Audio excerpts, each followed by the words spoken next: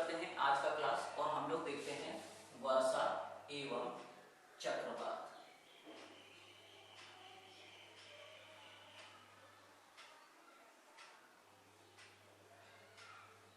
तो सबसे पहले आज की क्लास में हम लोग डिस्कस करेंगे वर्षा के बारे में और नेक्स्ट क्लास में हम लोग चलेंगे चक्रवात के बारे में।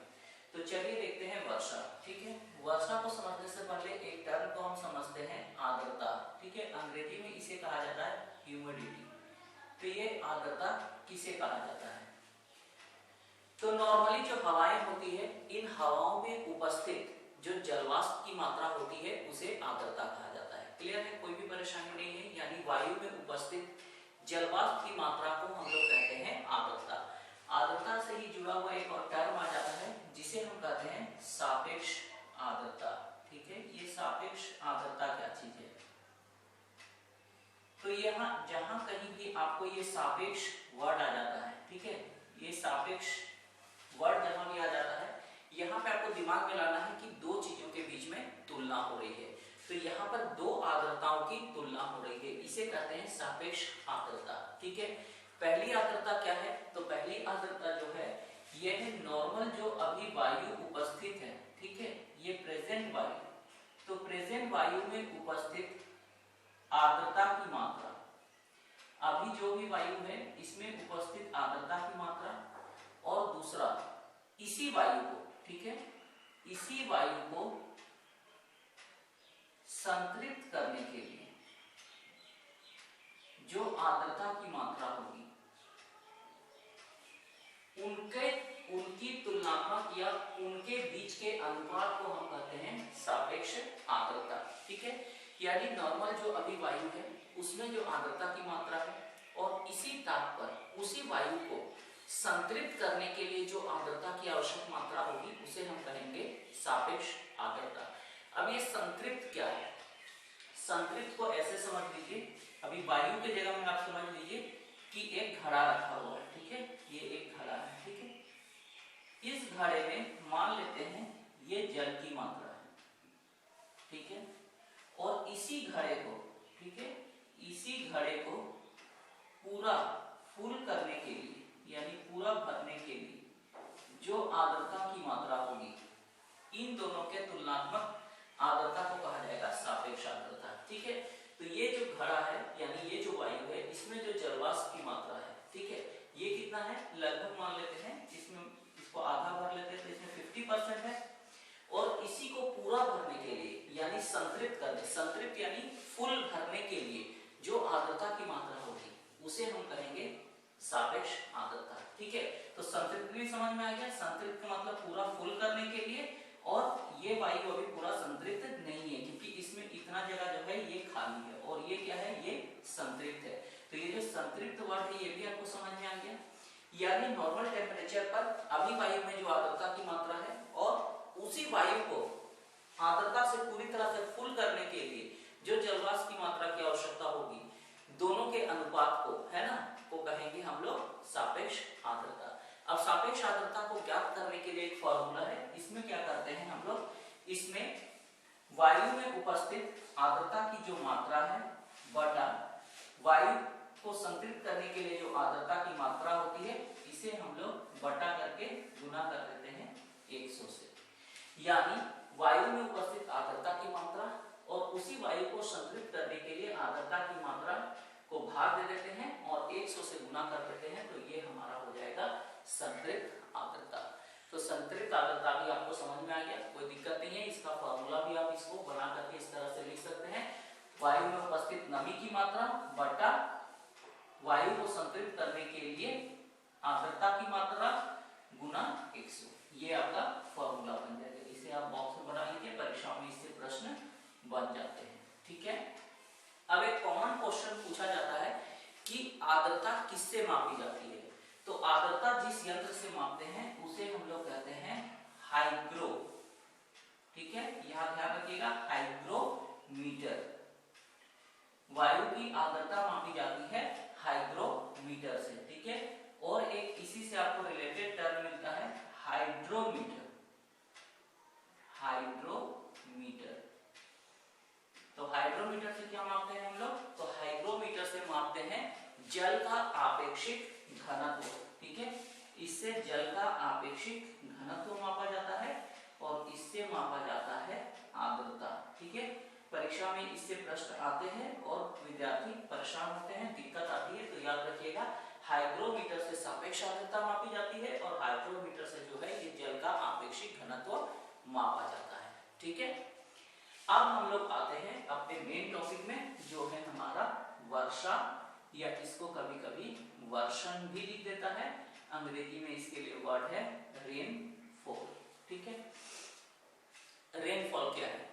तो जब वायु संतृप्त हो जाती है, यानी वायु जो है इस तरह से पूरी तरह से जलवाष्प से भर जाती है, उसमें और जलवाष्प लेने की क्षमता नहीं होती है, और ये वायु जैसे ही कुछ ऊंचाई पर जाती है तो ये ठंडी हो जाती है, और इसमें जो जलवाष्प की मात्रा थी या जलवाष्प जो था ये संघनित होकर वर्षा की बूंदों के रूप में पृथ्वी पर गिरती है, जिसे हम कहते हैं वर्षा या वर्षण। यानी कि इसमें क्या स्टेज हो गए? तो इसमें हो गए जो संतृप्त वायु है, संतृप्त वायु जो है ये ऊपर जाकर के ठंडी हो जाएगी, और ठंडी होने के बाद जो वाष्प इसमें है, जलवाष्प है, ये संघनित होकर के, ठीक है, ये संघनित होकर के जल की बूंदों के रूप में, जल की बूंदों के रूप में पृथ्वी पर गिरेगी। इसी को हम कहेंगे वर्षा या वर्षा, ठीक है। ये संघनन जो टर्म यहाँ पर आया है, ये आप लोग फिजिक्स वगैरह में पढ़े हैं। संघनन कुछ नहीं है, संघनन में जब वाष्प जल में बदलता है तो उस घटना को हम कहते हैं संघनन। तो क्लियर हो गया ये भी। अब आते हैं वर्षा, या जो ये वर्षण हमने लिखा है, ये वर्षा या वर्षण जो है ये 3 प्रकार के होते हैं, ठीक है। ये वर्षा या वर्षण 3 प्रकार के होते हैं। आइए देख लेते हैं कौन कौन से इसके प्रकार हैं। इसको हम लोग 3 भागों में बांट सकते हैं। पहला प्रकार जो है ये है संवहनीय वर्षा। दूसरा जो प्रकार है ये है पर्वतीय वर्षा, और तीसरा जो वर्षा है ये है चक्रवातीय, या इसी को कहते हैं वाताग्री वर्षा। वाताग्री का मतलब होता है फ्रंट्स। तो सबसे पहले हम लोग समझेंगे संवहनीय वर्षा। संवहनीय जो वर्षा है, ये संवहनीय वर्षा की उत्पत्ति संवहनीय धाराओं के कारण होती है। अब ये संवहनीय धाराएं क्या है? संवहनीय धाराएं ऐसी होती है, मान लीजिए ये स्थल का भाग है और ये हमारा जल का भाग है, ठीक है। तो हम लोग जानते हैं गर्मी के दिन में यहाँ पर जो है स्थल के भाग में तेजी से ये स्थल गर्म हो जाएगा, और यहाँ पर क्रिएट हो जाएगा लो प्रेशर, यानी कि निम्न दाब का क्षेत्र, और ठीक इसी के तुलना में यहाँ पर क्रिएट हो जाएगा हाई प्रेशर जोन, यानी कि उच्च दाब का क्षेत्र बनेगा। तो यहाँ जब लो प्रेशर जोन क्रिएट होगा तो यहाँ से हवाएं गर्म होकर के इस तरह से ऊपर उठ जाएंगी, और यहाँ पर खाली जगह हो जाएगा। इसी खाली जगह को भरने के लिए समुद्री क्षेत्र से एक हवाएं इस तरह से यहाँ की ओर खींची चली आएगी। समुद्री क्षेत्र से जो हवाएं खींची चली आएगी, इसमें नमी होगी, यहाँ आकर ये हवाएं गर्म हो जाएगी और फिर ऊपर उठेंगी। ऊपर जाने के बाद जब ये हवाएं ठंडी हो जाएंगी तो इन्हीं से क्या होगी? वर्षा होगी, ठीक है। और यही हवाएं आगे जाकर के फिर इस तरह से यहाँ नीचे उतरेंगी, फिर यहाँ से ये जलवाष्प ग्रहण करेंगी, फिर यहाँ आएंगी, फिर ऊपर जाएंगी, वर्षा करेंगी, फिर इस तरह से एक चक्र चलने लगता है। इसी को हम कहते हैं संवहन, ठीक है। हवाओं का गर्म होकर ऊपर जाना, ठंडा होकर के नीचे उतरना, ठीक है। यहाँ देखिए ये हवाएं गर्म होकर के ऊपर जा रही हैं और यहाँ ठंडी होकर के नीचे उतर रही हैं।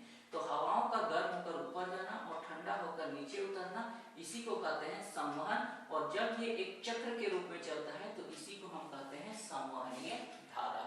और इसी संवहनीय धारा के कारण जो वर्षा होती है उसे हम कहते हैं संवहनीय वर्षा। तो मॉनसून के द्वारा होने वाली वर्षा जो है वो एक तरह की संवहनीय वर्षा भी है, और गर्मी के दिनों में हमारे यहाँ इस तरह की वर्षा के प्रारूप देखने को मिलते हैं। तो ये क्लियर हो गया संवहनीय वर्षा। इसके बाद आते हैं पर्वतीय वर्षा। पर्वतीय वर्षा में क्या होता है कि जब संतृप्त समझ गए हैं संतृप्त वायु। इस तरह से जब संतृप्त वायु आगे की तरफ बढ़ती है तो कभी कभी इनके मार्ग में क्या आ जाते हैं, पहाड़ आ जाते हैं।